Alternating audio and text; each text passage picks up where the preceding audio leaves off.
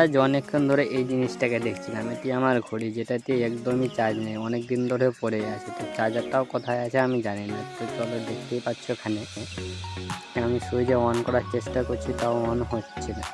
আর তারই পাশে আমার একটি হেডফোন আছে, ওটা চার্জে দিয়ে দিয়েছি। আর ঘড়ির চার্জার কর্ডটা নিয়ে গেছিলো সুগন্ধা। তো চলো ওর বাড়ি থেকে আনা যাবে।